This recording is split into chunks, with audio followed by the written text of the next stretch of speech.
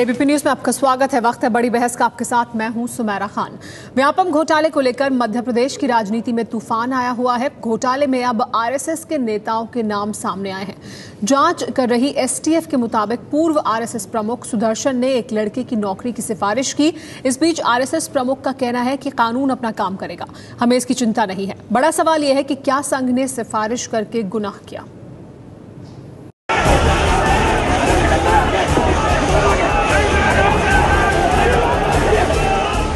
व्यापम घोटाले को लेकर कांग्रेस शिवराज के खिलाफ सड़क पर है और घोटाले की आंच अब संघ के नेताओं तक पहुंच चुकी है। मामले की जांच कर रहे एसटीएफ के मुताबिक गिरफ्तार आरोपियों ने पूर्व आरएसएस प्रमुख सुदर्शन और आरएसएस के सहसर कार्यवाहक सुरेश सोनी का नाम भी लिया है। एसटीएफ ने कहा है, मिहिर नाम के छात्र ने नापतौल निरीक्षक की परीक्षा का फॉर्म भरने के बाद उसकी फोटोकॉपी तत्कालीन संघ प्रमुख के.एस. सुदर्शन को दी थी और उनसे इस परीक्षा में पास करवाने को कहा था।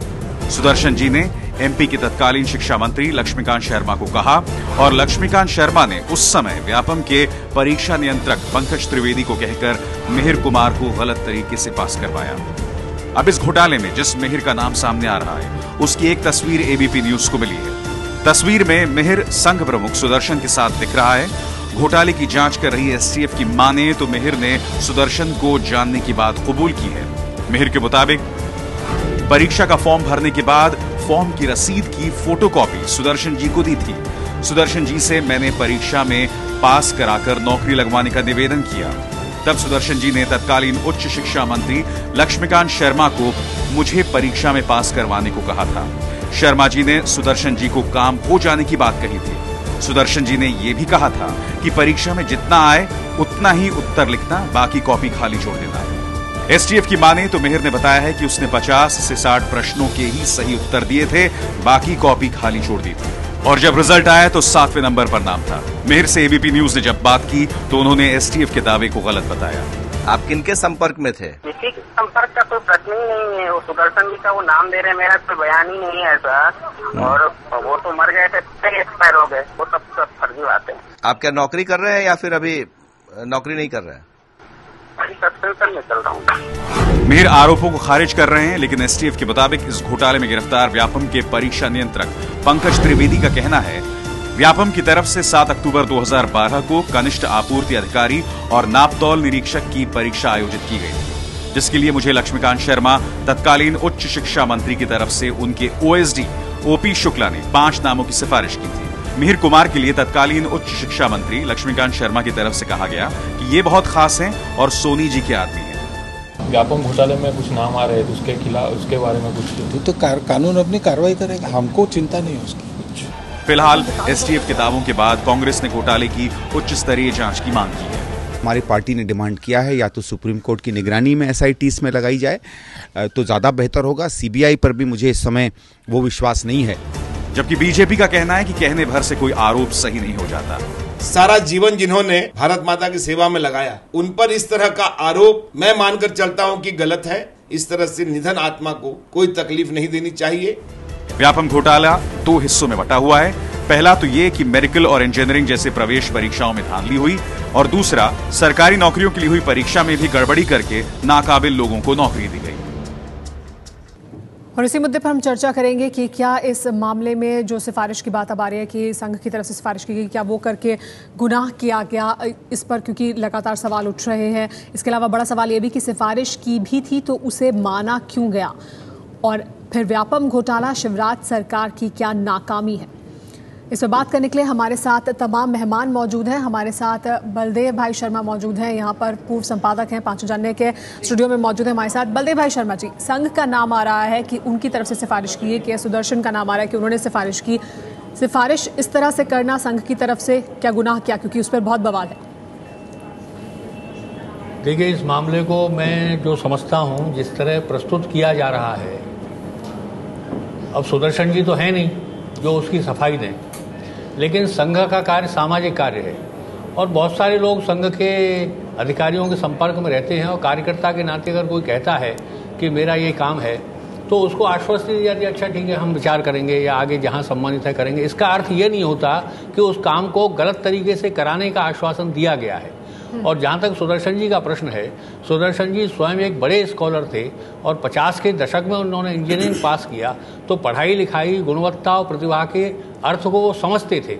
तो मुझे नहीं लगता कि उन्होंने किसी गलत, लेकिन मिहिर का ये कहना अपने बयान में कि सुदर्शन जी ने मुझसे कहा कि जितना जो आए, जितना समझ में आए उतना लिखना, बाकी खाली छोड़ देना, तो ये तो सिफारिश से ज्यादा है। देखिए, ये मिहिर आज जो कुछ कह रहा है उसकी सफाई देने के लिए सुदर्शन जी नहीं है, और इसलिए मिहिर जो कह रहा है वो एकदम सही बातें हैं, इसको कम से कम मैं नहीं मानता। सिर्फ अकेले सुदर्शन जी नहीं है जिनका नाम आया, सुरेश सोनी उनका नाम भी पहले आया। सुरेश सोनी है।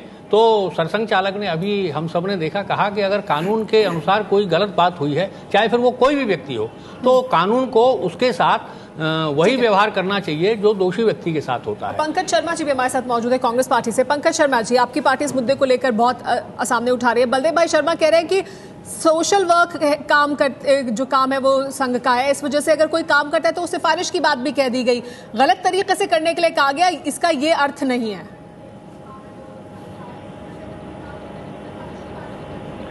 बलदेव भाई जो चाहे कह सकते हैं, उनको तो अपना बचाव करना ही है, लेकिन ये व्यापम घोटाला जिस तरह हुआ है और सुप्रीम कोर्ट की मॉनिटरिंग में जिस तरह जांच चल रही है, जिस तरह के नाम सामने आ रहे हैं, सुदर्शन जी का मसला सामने आया है, सुरेश सोनी जी का आया है, इनके एक मंत्री गिरफ्तार हुए हैं, जेल में हैं, और बहुत से लोग जेल में हैं, और 1, 2, 3 गिरफ्तारियां जरा और होने दीजिए, उसके बाद देखिए तो सही कि मामला कहां तक पहुंचता है और किस तरह खुलता है।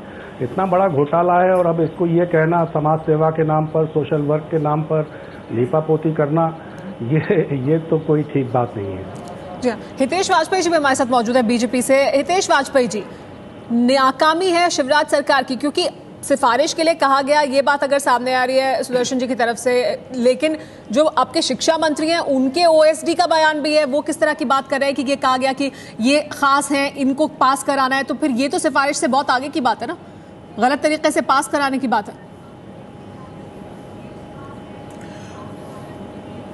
देखिए, एक बात बहुत स्पष्ट है कि मुख्यमंत्री शिवराज सिंह चौहान जी की ही राजनीतिक इच्छा शक्ति के तहत उन्होंने ये मामला एसटीएफ को दिया जैसे ही उनके संज्ञान में आया। ये लगभग 1000 नियुक्तियों का मामला है जिसमें अनियमितताएं हुई हैं, और जैसे ही मुख्यमंत्री जी को पता लगा उन्होंने तुरंत ये मामला एसटीएफ को दिया। एसटीएफ ने इसमें कार्यवाहियां शुरू करी है, और उसके बाद भी शिवराज जी ने बोला है किसी भी कद या पद का व्यक्ति हो, वो किसी भी प्रकार का भ्रष्टाचार मध्य प्रदेश में बर्दाश्त नहीं करेंगे, और इसी के तहत कार्रवाई हो रही है। हाईकोर्ट इसकी मॉनिटरिंग कर रही है। हाईकोर्ट में कई याचिकाएं लगाई सीबीआई के लिए, लेकिन हाईकोर्ट ने कह दिया है कि हम एसटीएफ की जांच से संतुष्ट हैं। अब यदि सुशासन का एक बहुत बड़ा हिस्सा भ्रष्टाचार निर्मूलन भी होता है, तो यदि कोई मुख्यमंत्री भ्रष्टाचार निर्मूलन के लिए कार्यवाही करता है तो क्या आप उसको उसकी नाकामी मानेंगे, या फिर केंद्र सरकार की तर्ज पर उसकी तुलना करने की कोशिश करेंगे जहां पर प्रधानमंत्री जी ने कभी कोई कार्यवाही नहीं करी है। सारी कार्यवाही कोर्ट के या पैरा जुडिशियल जो अथॉरिटीज हैं, क्वासी जुडिशियल अथॉरिटीज है, उनकी तरफ से हुई है, ना कि सरकार की तरफ से। तो मुझे लगता है किसी भी मुख्यमंत्री की यदि कोई अनियमितता किसी राज्य में पाई जाती है और उसमें वो सख्ती से कार्रवाई करता है तो उसका सम्मान होना चाहिए। अशोक वानखेड़े जी, सख्ती से कार्रवाई की गई है, और ये जो व्यापम घोटाला है तो बहुत ही व्यापक लग रहा है ना, इसमें किस किस का नाम आ रहा है जिन्होंने सिफारिश की, लग रहा है हर कोई सिफारिश कर रहा था और वो मानी भी जा रही थी। यदि तटस्थ नजर से देखे तो मुझे लगता है कि ये व्यापम घोटाले पे बहुत बड़ा षड्यंत्र के रूप में राजनीति हो रही है। एक सिलेक्टिव नाम रिलीज हो जाते हैं, सूत्रों के हिसाब से सारी खबरें मार्केट में आ रही है, ना एसटीएफ की कोई रिपोर्ट कोर्ट में सबमिट हुई है, ना कोर्ट ने कोई संज्ञान लिया है। ये खबरें छन के आ रही है और पिछले 1 महीने से एकदम इसने टेम्पो पकड़ा है। ये जो जिस हिसाब से तो लगता है कि जो जितने नाम ज्यादा इसमें इन्वॉल्व करेंगे उसका उतना ये केस वीक हो रहा है। लेकिन सुमेरा ये सवाल ये है कि 2004-2005 से जो व्यापम जो बोर्ड बना था उसका काम था पीटीएम और पीटी की एग्जाम लेना। बाद में सरकार ने 2004-2005 से उसमें भर्ती का काम भी शुरू करवा दिया और वहां से भ्रष्टाचार शुरू हुआ जो अब स्कूल और कॉलेज के एग्जाम तक आ गया।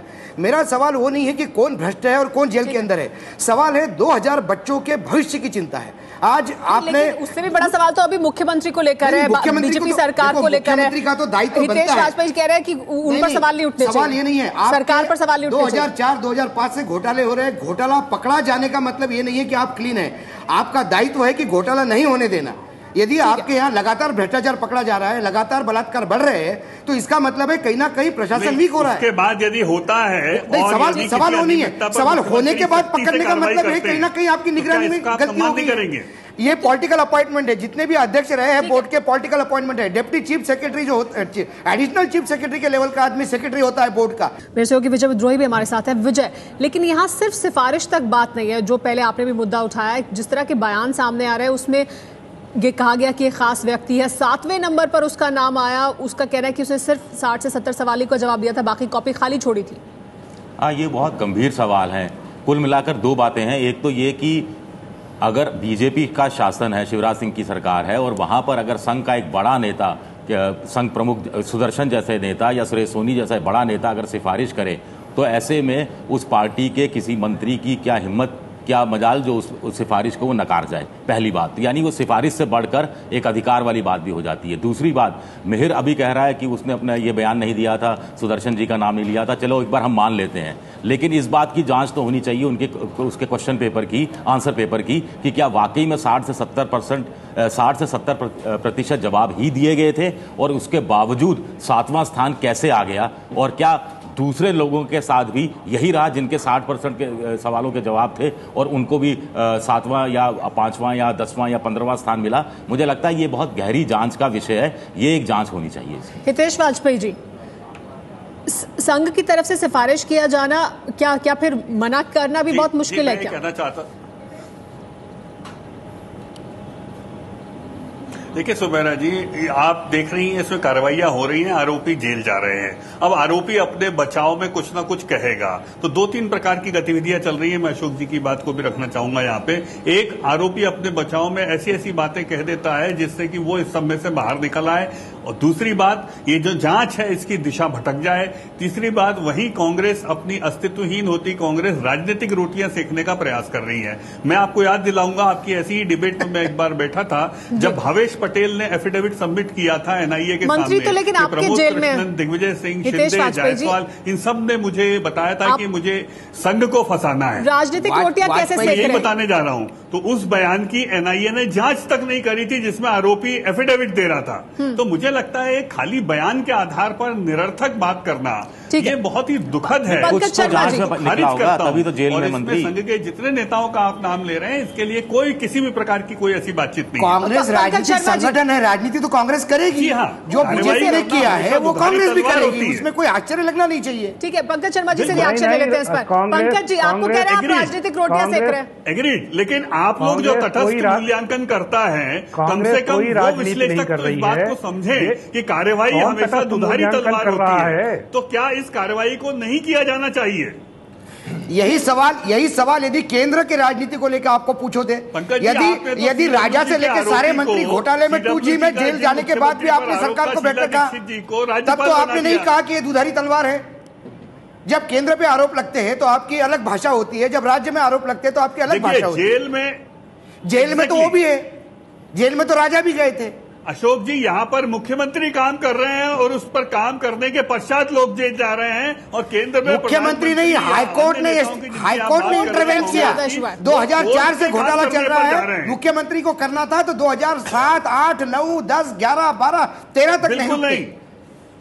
और जब जांच चल रही हो तो एक तरफ मुख्यमंत्री आप कह रहे हैं कि सारी कार्रवाई कर रहे हैं, दूसरी तरफ मुख्यमंत्री सबको क्लीन चिट भी देते जा रहे हैं। मुख्यमंत्री के नाम आना, लोगों के नाम उछालना एक गलत बात हो सकती है, लेकिन मुख्यमंत्री अपने दायित्व से मुक्त नहीं हो सकते। मध्य प्रदेश की सरकार चाहे कोई भी हो, भाजपा की हो या कांग्रेस की, जिसके इसमें भ्रष्टाचार हुआ, और मुख्यमंत्री का दायित्व यह भी है कि यदि कोई अनियमितता पाई जाती है तो सख्ती से काम करना। जी हाँ, जी और यदि वो मुख्यमंत्री निरपराध हैं और सख्ती से उससे निपट रहे हैं, मुख्यमंत्रियों को पंकज जी की बात सुन लेते हैं। पंकज जी, आपको कह रहे हैं कि राजनीतिक रोटियां सेक रहे हैं आप इस मुद्दे को लेकर। आपके कांग्रेस इस पर कोई राजनीतिक रोटियां नहीं सेक रही। इन लोगों की हालत जो है देखिए सबके सामने है। मुख्यमंत्री ने जो कुछ किया, जन दबाव बना, अदालत ने दबाव बनाया। तो क्या सोनिया गांधी, राहुल गांधी को आज सम्मान हुआ है? वे भी दोषी हैं। हितेश जी, अभी फिलहाल इसी मुद्दे पर बात कर लेते हैं ना। कहाँ किस चीज को जोड़ रहे हैं? पहले आप ये जरा अपने राष्ट्रीय स्वयंसेवक संघ और भारतीय जनता पार्टी जिस तरह के मूल्यों, सिद्धांतों और परंपराओं की बात करती है, उसमें इतना बड़ा घोटाला सामने आया है और ये कितने शर्म की बात है कि आप उस पर इस तरह लीपापोती करने की कोशिश कर रहे हैं। हाँ, तो फिर आप ये कह रहे हैं कि जो कार्रवाई की जा रही है कोर्ट की तरफ से वो सब कहाँ जोड़ रहे हैं? उस विषय पर चर्चा कराइए, तो उस विषय पर मैं बात करने आऊंगा और आपको बताऊंगा कि उसके असली तथ्य क्या हैं। पंकज जी, तो फिर बताइए जवाब। हितेश जी तो कह रहे हैं जिस विषय पर आज चर्चा हो रही है उसमें संघ के किसी भी नेता का कोई नाम नहीं है। हितेश जी, आपकी सरकार जो 2000 बच्चों का भविष्य है उसके लिए क्या कर रही है? सुदर्शन जी का सवाल यह है कि कौन जेल में जाएगा, कौन जेल में, वो छोड़ दीजिए। गए हैं, लोगों ने बयान दिए हैं कि मुख्यमंत्री के निवास से सिफारिशें की जाती थी, मुख्यमंत्री के नजदीकी लोगों के नाम सामने आए हैं। कांग्रेस, भारतीय जनता पार्टी भावेश पटेल ने बयान दिया है कि दिग्विजय सिंह, प्रमोद कृष्णन शामिल है संघ को बदनाम करने के लिए, अजमेर शरीफ की आपके मंत्री जेल में पड़े हैं, आपके मंत्री जेल में पड़े हैं और आप कह रहे हैं कुछ हुआ ही नहीं है और आप इन सब बातों को निरर्थक बता रहे हैं। हितेश वाजपेयी जी, लेकिन टास्क फोर्स जांच कर रही है ना। 20 साल पहले से कहते आ रहे हैं संघ को बनाता है, वो सबसे बड़ी चिंता की बात है। कर पाए आज तक? ये पुरानी परंपरा है कि संघ को बदनाम कर दो तो विषय कहीं का कहीं चले जाएगा। मुझे लगता है इससे, लेकिन हितेश वाजपेयी जी, संघ का नाम तो अब आया है, लेकिन इसमें और तमाम लोगों के नाम आ चुके हैं जिन्होंने सिफारिशें की। उसमें जिस तरह की बातें सामने आ रही है, देखिए सुमेरा जी, अनियमितता हुई है तो ये तो मानते हैं ना आप। फिर पर मुख्यमंत्री शिवराज सिंह चौहान जो स्वयंसेवक हैं वही काम कर रहे हैं, सख्ती से काम कर रहे हैं। और क्या चाहते हैं आप बताइए, आप क्या चाहते हैं? तो यदि कोई मुख्यमंत्री सख्ती से काम कर रहा है तो क्या उस मुख्यमंत्री को आप हटाना चाहते हैं? लेकिन आपने कहा अनियमितता हुई है, इतना बड़ा कांड हुआ, इतना बड़ा कांड हुआ, सरकार कर क्या रही थी? सरकार का काम अनियमितता के ऊपर एक्शन लेना नहीं है, वो अनियमितता नहीं होने देना, ये भी सरकार का काम है। कांड नहीं हुआ। 1000 नियुक्तियों के ऊपर संदिग्धता है, 1000 नियुक्तियों के ऊपर प्रश्न चिन्ह है और उसकी जांच हो रही है, उसको निरस्त किया जा चुका है। सरकार ने किसकी जिम्मेदारी तय की? आप अगर मान रहे हैं कि अनियमितताएं हुई, मुझे नहीं लगता इस पर राजनीति होना चाहिए। नहीं, राजनीति क्यों नहीं होनी चाहिए? इस पर सवाल क्यों नहीं उठने चाहिए हितेश वाजपेयी जी? अगर इतना व्यापक घोटाला हुआ है, की सरकार की नाक के नीचे 1000 इस तरह की नियुक्तियां हो गई और ये आपके लिए चिंता की बात ही नहीं है। बलदेव भाई शर्मा जी मेरे साथ मौजूद, लोग दंड पा रहे हैं, जांच हो रही है, वही सरकार जांच करा रही है। बलदेव भाई शर्मा जी, इसमें संघ का नाम भी आ रहा है, इसमें और तमाम ये भी माना जा रहा है कि अनियमितताएं हुई है। सरकार को तो अदालत के दबाव में जांच करानी पड़ रही है। संघ की भूमिका पर सवाल उठ रहे हैं।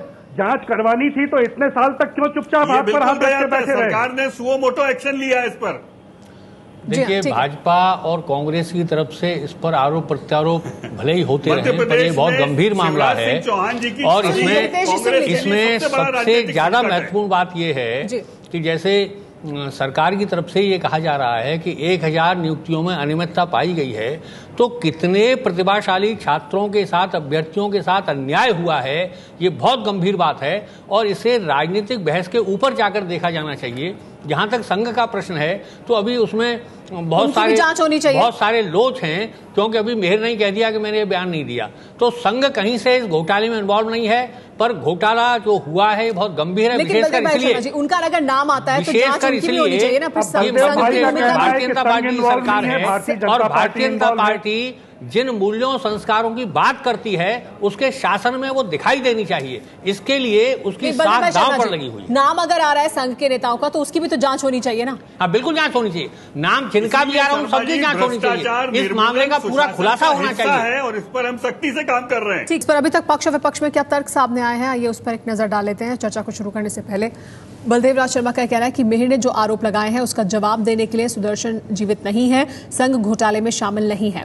अशोक वानखेड़े का कहना है कि जब केंद्र पर आरोप लगते हैं तब बीजेपी की भाषा अलग होती है, अब बीजेपी पर आरोप लग रहे हैं तो भाषा अलग हो गई है। हितेश वाजपेयी का कहना है कि आरोपी ऐसे बयान दे रहे हैं जिससे जांच की दिशा भटक जाए, सरकार कार्रवाई कर रही है, आरोपी जेल में है। पंकज शर्मा कांग्रेस पार्टी से हमारे साथ हैं, उनका कहना है कि आरएसएस और बीजेपी आदर्शों की बात करते हैं, जो कुछ हुआ वो गलत है। हमारे साथ सभी मेहमान बने हुए इस मुद्दे पर चर्चा करने के लिए। अशोक वानखेड़े जी, हितेश वाजपेयी जी लगातार ये कह रहे हैं, शिवराज सरकार की तरफ से कहा जा रहा है कि हम तो कार्रवाई कर रहे हैं, तो फिर कार्रवाई कर रहे हैं तो सवाल नहीं उठने चाहिए क्या? सुमेरा, दो बातें हैं। जितने भी नाम आए हैं, ये नाम और जो भी बयान देखा है, हमने देखा है हमेशा कोर्ट में बयान बदलते हैं। कोर्ट में वो आरोपी बोलता है कि मैंने बयान ही नहीं दिया, इसलिए ये केस एकदम वीक हो गया है। और मुझे नहीं लगता इसमें कोई लंबे समय के, जब केस का जब आखिरी सिरे पे चले जाएंगे तो किसी को सजा भी होगी। मेरा सवाल है कि इस पूरे घोटाले में जो 2000 बच्चों का आज जो मेडिकल और इंजीनियरिंग के स्टूडेंट थे, उनको ये पता नहीं है कि वो वाकई अभी स्टूडेंट है नहीं है, उनके एजुकेशन का क्या होगा। यदि ये केस 2-3 साल चलता है और 3 साल तक उन बच्चों का भविष्य के बारे में कोई किसी को पता नहीं है, कोई बताने की स्थिति में नहीं है, ऐसे समय कल वो बच्चे यदि कानून अपने हाथ में लेते हैं या वो बच्चे रास्ते से भटक जाते हैं, तो ये दोष किसके सर होगा? ये अहम सवाल है। और इसके लिए सरकार क्या कर रही है, इसके लिए विपक्ष भी क्या कर रहा है। आज कांग्रेस जग गई है। इसके पहले पूरे चुनाव टाइम में कांग्रेस संघ का नाम आने पर तो सड़कों पर उतर रहे हैं, लेकिन छात्रों के लिए क्या? इसके पहले छात्रों के नाम पे नहीं उतरी, जितना संघ के नाम पे उतरना था उतने छात्रों के नाम पे उतरना, क्योंकि फिर उनको भी राजनीति करनी है वहां पे। ठीक है, पंकज शर्मा जी क्या कहेंगे आप इस पर, क्या जवाब है? देखिए, अशोक जी जो कह रहे हैं कि कांग्रेस पहले नहीं उतरी, ऐसा नहीं है। चुनाव के वक्त नहीं उतरी, ऐसा नहीं है। चुनाव के पहले से हम लोग इस मसले को उठा रहे थे। आपको अच्छी तरह याद होगा कि कांग्रेस अध्यक्ष श्रीमती सोनिया गांधी जी ने मध्य प्रदेश के अपने दौरे में हर चुनावी सभा में व्यापम के घोटाले का बहुत गंभीरता से जिक्र किया था। बच्चों का भविष्य हम सबके लिए चिंता की बात है, उस पर जरूर कुछ न कुछ होना चाहिए। और अभी आप देखिए तो सही, ये सोचना कि ये जांच भटक गई है और इसमें किसी को सजा नहीं होगी, ये सोचना ठीक नहीं है। अभी 1-2 गिरफ्तारियां और होने तो दीजिए। ऐसे ऐसे मसले सामने आएंगे कि ऐसे लोगों को सजाएं होंगी, नाम आ रहे हैं वो सूत्रों के हिसाब से आ रहे हैं, ना एसटीएफ की कोई रिपोर्ट है ना कुछ और चीज है। और मैं कांग्रेस को मैं इसलिए बोल रहा था क्योंकि बयानबाजी से काम नहीं होता। ऐसे बयानबाजी और ट्वीट तो दिग्विजय सिंह पिछले कई सालों से कर रहे हैं। सवाल है जो रास्ते की लड़ाई आज लड़ी जा रही है संघ का नाम आने पे, ये लड़ाई यदि बच्चों के नाम आने पे, यदि ये पीएमटी और पीटी के टाइम पे आती है। जवाब सुन लेते, जवाब सुन लेते। दस्तावेजी प्रमाण है इसके, हितेश, दस्तावेजी प्रमाण है इसके। प्रमाण वो कागज जो के मिश्रा ने दिए थे सीएम का नाम लेके, उसमें सीएम का नाम तो कहीं था नहीं। सवाल ये भी है, हितेश वाजपेयी हवाबाजी की वजह से केस वीक हो गया। यदि ये कॉम्प्लीट तरीके से केस लड़ा जाए तो वाकई दोषियों की सजा हो जाती है। आपकी सरकार की भी तो जिम्मेदारी है, आप कह रहे हैं कार्रवाई कर रहे हैं, लेकिन त्वरित कार्रवाई हो, छात्रों का भविष्य सुरक्षित हो और जो भी जिम्मेदार है उनको सजा मिले। इसको लंबा लटकाना तो किसी के भी हक में नहीं है। देखिए,